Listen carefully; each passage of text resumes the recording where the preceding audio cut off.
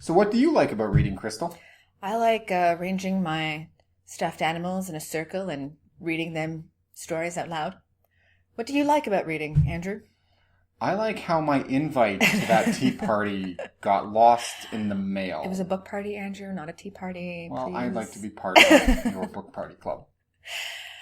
Ladies and gentlemen, welcome to the Goldilocks and the Three Cares podcast. I'm Crystal. And I'm Andrew. And since I've started off our introduction, you'll be surprised to know that Andrew has, oh, that sounds terrible. Andrew has read a book. I've got my second gold star. You do. I know. There's so many more gold stars to go. And what did we read this week, Andrew? We read the first three books in the Wool series, written by Hugh Howey. It's the Silo series, and we read books 1 through 3. We're going to do 4 and 5 at a later time. And why did we decide to read these books? Because I like post-apocalyptic novels, and that's what this is. We also read this because Mr. Hugh Howey is sort of one of the leading figures in the self-publishing industry. Yes, he does have himself a big fancy contract, but he did start out in the self-publishing world, so we were curious to read a book that was self-published and did really well. Absolutely. And what were the first three books about in the Wool series? So this takes place in an insulated environment. It's post-apocalyptic. So something has happened up on the surface, which has destroyed the cities, which has destroyed the air. If you go out there, you die. And that's the whole premise of the book, is that everyone has to stay down below. And it's this gigantic silo that's like 140 stories tall, and everyone has lived there for generations. And it seems on the surface to be pretty peaceful. There's no war. Everyone has their own jobs. There seems to be an abundance of resources. Everyone's taken care of. But underneath the surface, there's something that makes people rebel. There's something sinister. There's something sinister that, well, that's never been done before. Surprise! Surprise. There's something sinister that's beneath the surface. And what happens is when people are the people who need to be disciplined, they're miscreants, or they just decide they want to check out, they get assigned for cleaning, which is you get put in a gas suit, you get pushed out the airlock, and you go out and you clean the little sensors, the video cameras that they have that show the outside. And what do you clean them with? Well, in the 6 minutes that you have out there, you have wool to clean them with, and that's where they get the name of the story. Which I think is particularly clever. It is pretty clever. So what did you find too hot about the three books that you read? Well, it's been more than 100 years they've been underground, and Hugh does a good job of establishing that, there's oil, they have mines, they dig for coal. Everyone seems to be very well fed. When there's a cleaning, there's a celebration. There's too much resources. If I was thinking about having a society that's been buried underground for 150 years, I'd be looking at them and saying, wow, they're probably on their very last jar of canned potatoes. They're out of resources. There's no light.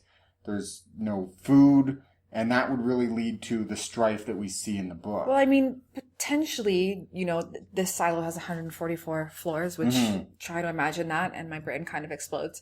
Yeah, but, it's basically like an inverted skyscraper. Right. Wouldn't you assume that they've managed to find a way to generate new resources? Yeah, I mean, they definitely hint on that. They talk about oil and generators, but, if you have oil, then now you need chemicals to refine the oil, and you need the place to dispose the chemicals, which means you need someone to build the chemical storage. Like, the society that we have evolved, that has all the modern conveniences, is based on a lot more than 144 stories worth of people, and it didn't quite fit. But aside from that, technical aspect to it, no scarcity means no conflict in society. And the whole premise to the book is that thing that's lurking sinister beneath the surface is that there have been these upheavals in society, but without scarcity of resources, I would find it hard to believe that, people would want to. We don't tend to rebel on ideology as much as we tend to rebel when our bellies go hungry. Right. So you would say there's a bit of a conflict between, or just something doesn't quite add up between the people being really complacent and just, this is the way life is and having abundance of things, and then having, every 25 years there's a riot. It just doesn't quite click. That's exactly it, yeah. And what would you say is too cold about the first 3 books? Well, so... Oh, big sigh. I'm lazy. Really? And the whole premise is this, they've created this silo, this environment with a giant IT team. They have servers. They have, the sensors put up, really realistic images of the outside world. They have a generator. They have mechanical everything. But there's one thing they don't have. Elevators. I knew this is where you were going. I don't like walking stairs, Crystal. Shocking. And, they talk about it actually as a premise in the second book of going down the stairs and then coming back up, and that's considered a journey. Well, why do you think he put in stairs and didn't put an elevator? There's got to be... It is more old-fashioned. It's more pastoral. The elevator, just, quickly scanning your key card and going up and down 144 floors in a few minutes means that there's no road traveled. There's no difficulty to get between the levels. But on the other hand, they would have installed elevators, if only because digging that hole to get the workers down there, they would have needed elevators, and that... the technicality of it doesn't sit well with you. Yeah, and the idea behind one of the nemesis in the book is the IT department. And anyone who's worked in a large company knows that IT nemesis is evil. Right. And in this case, IT is, or at least they're hinted at being the bad guy.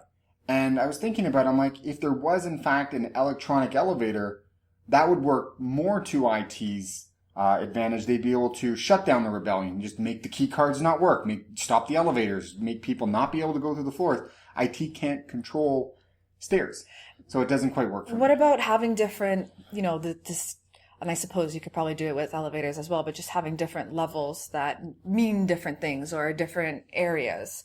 That could be a way to and that kind of leads into my next point, talking about, the silo has been there for more than 100 years. It's not really revealed exactly how long, but it's generational. The people who are in the book, their grandparents were born in the silo. And you'd figure over that number of generations of being in the silo that it would have become a space that was lived in, right? There would have been, floors that were this floor and the floors that were that floor. And, there would have been cliques and cultures. And it seems to be divided in the book along the lines of the roles. This is the IT floor. This is the sheriff's floor. This is the maintenance floor. This is, the supply floor. It doesn't strike me as something that would have emerged over a long period of time. And what did these books get just right? We're going to have to gloss over the fact that they're extraordinarily well written, that it's really well constructed. There's full-fledged characters, because some of that, I read the version that was downloaded from Amazon recently. There have been some editors that have helped there, some professional help. Not taking away from Hugh's writing at all, because it's very well done, but that's not something I can, discuss into the framework of the podcast. I really did want to get into the format. I mean, I downloaded books 1 through 5 in the Silo series. Book 1's only about 40 pages. And then book 2 kind of goes almost double that, and goes to about 80 pages. Book 3's a little bit more. So they seem to be gaining some steam, but it's very much the novella format. Well, actually, I read that he published the first section or the first book as a short story. And because it garnered so much attention and people really loved it, he then decided to continue writing the different stories that we now have today. And if he didn't approach the book series with a plan, it didn't show. Okay. It's very character driven. It's very well put together. The plot in and of itself is pretty simple because it does take place in a contained society, but it's remarkably well executed. And what I found really interesting was the idea of, the novella. I don't think that's something that in traditional publishing you'd really see. Not really. No, it's not a popular thing to do because it's not quite long enough, which sometimes doesn't leave the reader satisfied, which is kind of justify production costs. Exactly. So those are the two sort of ways you can go with a novella. But I would agree with you. I think that's changing. But the question is, for you as a reader, what makes buying a novella or a shorter piece worth it, knowing that it's part of a series or could be part of a series? Yeah, so I have to answer that question knowing that I bought all 5 books at the same time. And when I came to the end of the first book, without even thinking about it, I leafed over into the second book. The first book was like I said, a 40-page contained story with a beginning, middle, and end that had a relative cliffhanger that made me want to keep reading. So I did.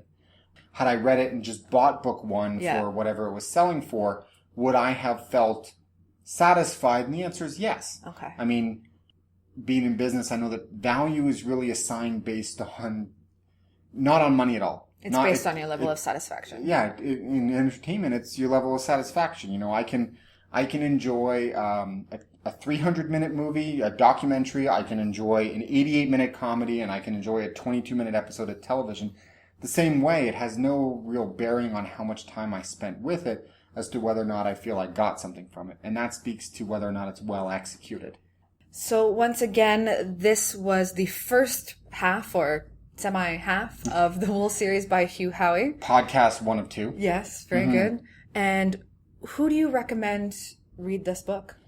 This is for the fans of the post-apocalyptic. So if you like A Walking Dead, if you like, those mysteries that lie beneath society. And bottle episodes, you're going to like this a lot. And where can you find the book? We found it on Amazon. Where can you find us? Ooh, I'm not used to answering this question. I know, this is a trick question. Let's see. Hold on. I'm going to, without a list, everythingstemporary.com is our website. The Twitter handle is @everythingstemp. You can also find us on iTunes and on YouTube now. And did I miss anything? No. Oh, Facebook. Facebook. Ladies and gentlemen, thank you again for tuning into the Goldilocks and the 3 Cares podcast. Once again, I'm Crystal. And I'm Andrew. Until next time. Keep reading? You made evil eyebrows again. I look like Spock, don't I? A little bit. Just not smart. Instead of running a hand through your hair, you like run your hand through your eyebrows. I gotta do that thing where I gotta lick my 2 fingers and then straighten my eyebrows out. Yes. Sorry, I got really close to the mic.